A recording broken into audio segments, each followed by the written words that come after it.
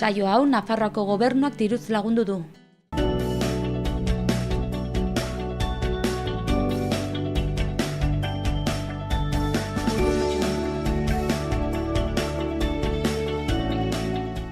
Arratsaldean guztioi eta ongi etorriak Xaloa telebistara ekainak 30 dugu gaurkoan ostirala, egunez egun Iruña herriko hotsak eta zaratak saioan gaituzue. Arratsaldean zuri ere, Ainoa. Arratsaldeon Larraitz. Bueno, ja bukatu zaigu astea eta asteburua iritsi da. Beraz, gustora, ez? Bai, oso gustora. Asteburua gogoz hartuko duzu.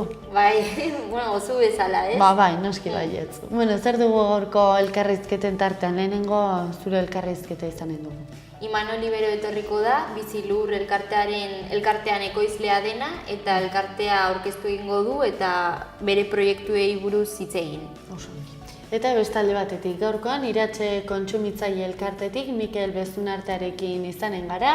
Gaurkoan kontsumitzaile egunaren harira antolatu egin zuten ikerketa baten datuak landuko ditugu. Eta zaratak tartean gaurkoan artearen ibilbidea ikusiko dugu. Bi bideo izanen ditugu, batetik Javier Valverderen erakusketa eta bestalde batetik Mertxe Sueskun.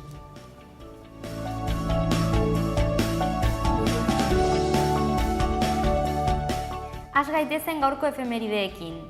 Gaur bezalako egun batean 1521 urtean, Nafarroako erreinuaren independentziaren aldeko guda eman zen Noainen. Urte bat geroago egun berberan, 1522an, Frantzia aldeko Nafarrak independentzia lortzeko beste saiakera bat egin zuten San Martzialgo gudan, Irunen. 2005an, Espainiako Diputatuen Kongresuak sexu berberekoen arteko ezkontzak onartzen zuen legea adostu zuen. 2010an, Estatu Batuetan, 80 urte arrakastatsuak eta gero, Metro Goldwyn Mayer produkzio konpainiak porrot egin zuen 3.500 milioiko dolar zorraren ondorioz. Goazen eguneko lerroburu nagusiak ezagutzera Aitziberren eskutik. Arratsaldeon Ainoa, arratsaldeon Larraitz, hauek dira gaurko egunak utzizkigun lerroburuak.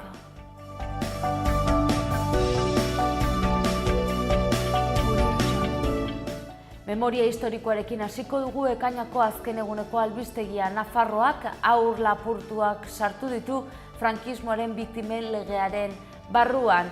Eta Altsasuko auzian gazteen senideak Europako Parlamentoan izan dira babeseske azpimarratu zuten ez dutela inpunitaterik eskatzen ikerketa neutral eta zorrotz bat baizik uste baitute Espainiako gobernuak ez duela halakorik egin. Eta martxoaren 11an Iruñan izandako istiluengatik atxilotuetako 3 gazte errenteriarren espetxealdea berretsi du Auzitegi Nazionalak. Carmen Lamela epaiak uste du delituak berriro egiteko arriskua dagoela 3 auzipetuak askatuz gero.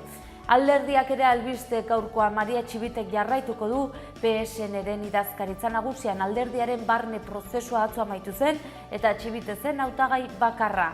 Aurrera eginez albisteekin Espainiako kontuen auzitegiak 2014 eta 2015 urteetako Nafarroako kontu orokorren dokumentazioa eskatu dio Foru Gobernuari kontuak ikuskatzeko asmoarekin. Nafarroako gobernuak ordea horretarako eskumenik ez duela iritzi dio.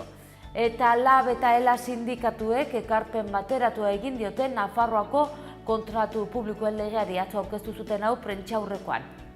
Eta 2016ko Sanferminetan neska bat bortxatzeagatik espetxean dauden bortz akusatuek fidantza bat ordaintzaren truke kalera atera nahi dute. Eta droga operazioa izan da Nafarroan 54 kilo espida atzeman dituzte eta guztira 9 lagun atxilotuak izan dira. Eta bukatzeko Euskal Herriko txoko guztietan festak hasi dira,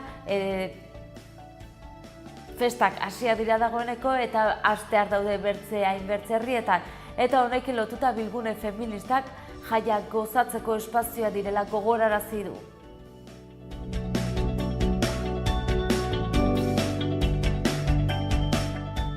Eskerrik asko Aitziberri Iturri egunkarietako azalekin aurrera eginen dugu. Hauxe dio gaurko Diario Navarra egunkariaren lerroburuak, lege nazional berriak 57.400 autonomoen baldintzak hobetuko ditu 26 euro kentzeko aukera izanen dute egunean janari gastuengatik. Gizarte segurantzari dagokionez 6 hilabetetik 12 pasako diete. Gaurko argazkiko protagonistak Nafarroako enpresari gazteak ditugu, saritutako gazte enpresariak Ajeren saria jaso du Ziro Larrañeta Lópezek. Argazkian Uxue Barkos Nafarroako presidentea enpresariz inguratuta ikusi dezakegu. Bukatzeko beste bi albiste gehiago, batetik kirol kontuak Osasunak David Rodríguez goleatzailea fitxatu du eta bukatzeko Guardia Zibilak San Ferminetan saldu behar zituzten 200.000 espiz dosi atzeman ditu. Aurrera egin dezagun Diario Noticias egunkariarekin. Lerroburua hauxe dio, kontuen auzitegia Comptos ordezkatzen saiatu da Nafarroako kontrol finantzarioa izateko. Foru gobernuak bere konpetentzia esklusiboak defendatu ditu.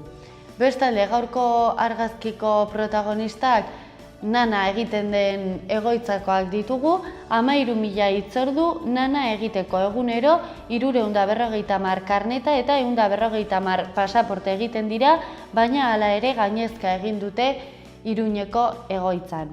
Bestelako kontuak ere badauzkagu, lerroburu txikiago batean, hauxe dio, aldaketaren indarrek etorkizuneko Iruña finkatzeko apustua egin dute eta bukatzeko Altsasuko 3 gazteen gurasoek babesa eskatu dute Europan.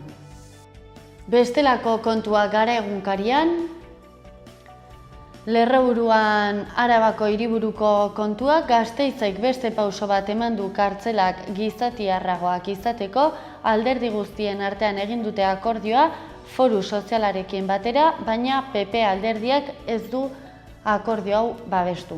Gaurko argazkiko protagonista Vatikanoko apaiz bat dugu, Vatikanoko 3. eszedentzia bat eman diote pederastiaz akusatu eta gero. George Pell argazkian ageri zaiguna, finantza ministroak 20 egunetan bere herrialdean deklaratu beharko du, eta hortxe aipatu dugun moduan argazkian ikusi dezakegu George Pell. Bukatzeko gobernu berria lortzeko epea luzatu dute Ipar Irlandan. Joan gaitezen Berri egunkariarekin. Lerroburu nagusian onura publikoko izaera kendu egin dio epaileak Bordeleak ize abiadura handiko trenari. Auzitegiak ahultzat jo ditu proiektuaren aurreikuspen sozioekonomikoak eta nabarmendu finantzak eta arazoak gauza bera egin du Bordele Tolosa HTaren zatiarekin. Gaurkoan Guggenheimeko erakusketa dugu argazkiko protagonista, norbera ikusteko gai ez dena, Bilbiola artistak erakusketa jarri du Bilboko Guggenheim Museoan.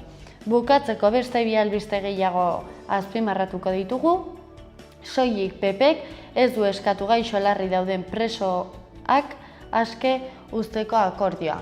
Gasteizen inguruko da albiste hori, eta bukatzeko zamaketariek utzi egin dituzte grebak akordioa eginda patronalarekin.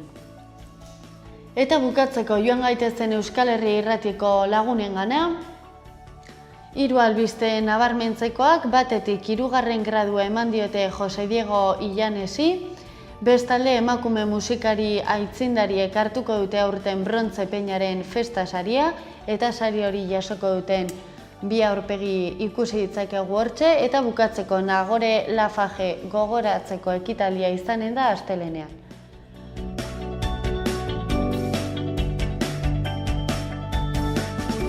Jarrai dezagun aste honetako eta gaurko agendarekin.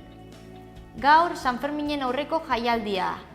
Kontzertu folklorikoa, aurten udal gaitero eta txistulari banden 75. urteurrena dela eta haien musikaz disfrutatzeko aukera egonen da.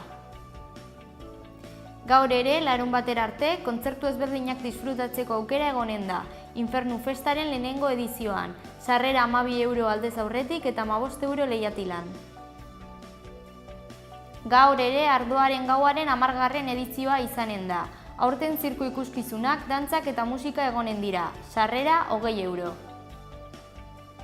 Igandera arte, Iruñako autobus geltoki zaharrean, lehendabiziko Garagardo Artisau feria izanen da, kontzertu eta DJ ezberdinekin, doako sarrera. Igandera arte, Barainengo festak izanen dira. Gaur, umeentzako entzierroa, emakume eta zaharrentzako janaria, zumba herrikoia eta kontzertuak besteak beste. Larunbatetik igandera, Herripagain auzoko jaiak izanen dira. Ekintzak janari herrikoia, urezko zezena, pailazoak, txistorrada, DJ eta bar. Udalerrietako albisteak ezagutzeko unea ailegatu da Larraitzen eskutik.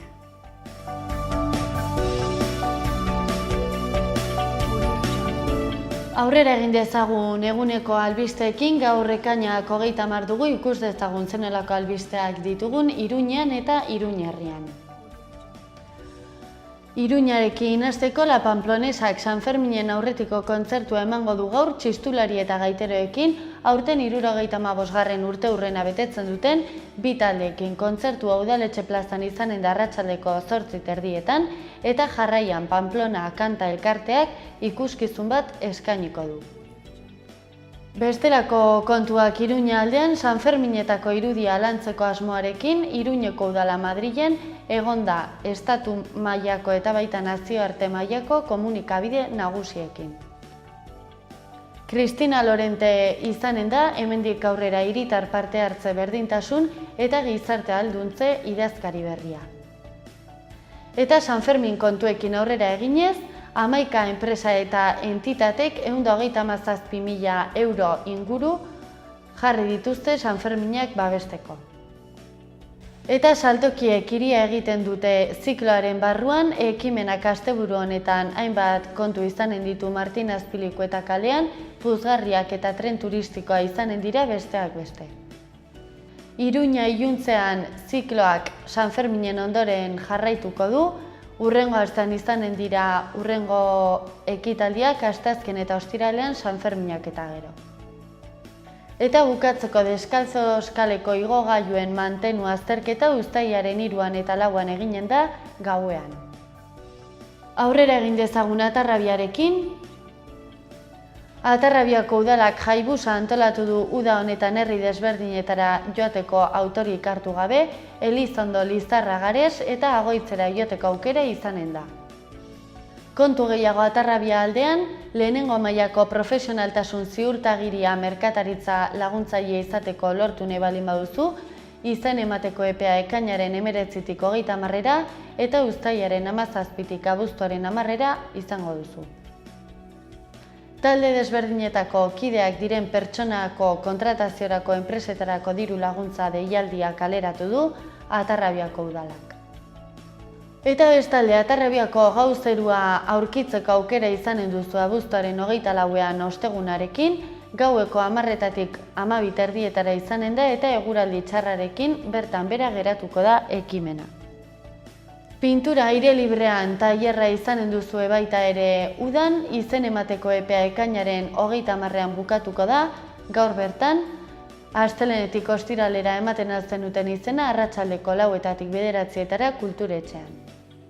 Eta bukatzeko ostiralero egiten dugun moduan joan gaitezen Zizur Nagusira.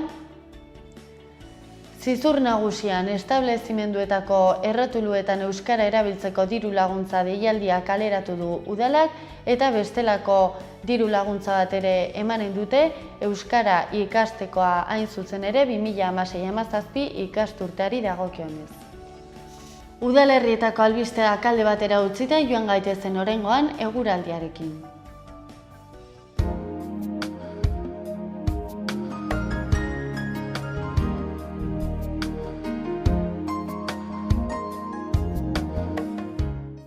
Gaurkoan ekainak 30, hodeiak eta euria orokorrean Nafarroa osoan.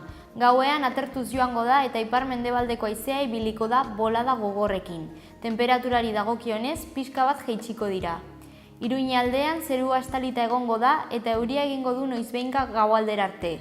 Ipar-mendebaldeko haizea ibiliko da eta 18 eta 9 gradu arteko balioa emango da.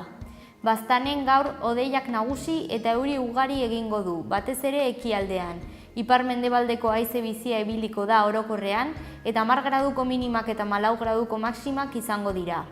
Bihar Iruña aldean arratsalde gau partera arte egun hodeitsua izango da eta mendebaldeko haizea ibiliko da. Temperatura maximoak zertxobait jaitsiz. Baztanen zerua oso hodeitsu egongo da eta zaparradak botako ditu. Mendebaldeko haizea jarraituko du eta temperatura maximoak gutxi jaitsiko dira. Elkarrizketen tartearekin aurrera eginen dugu oraingoan, lehenik eta behin Imanol Ibero, ezta? Ainhoa? Bai, bizilurren ekoizlea da, eta bizilurri buruz hitz egingo digu, eta prestatzen ari duten azoka bati buruz. Beraz interesgarria, ez? Bai. Nafarroako ekoizleak eta beraiek ekoizten duten ezagutzeko. Hori da, bai. Osongi. Eta bestalde batetik gaurkoan Iratxe kontsumitzaile elkartetik Mikel Bezunartea izanen dugu, kontsumitzaileen egunaren harira kaleratutako ikerketa baten datuak hobe ezagutzeko. Eta zaratak tartean gaurkoan artearen ibilbidea, bi erakusketa, Javier Valverde eta ondoren Mertxe Sueskun.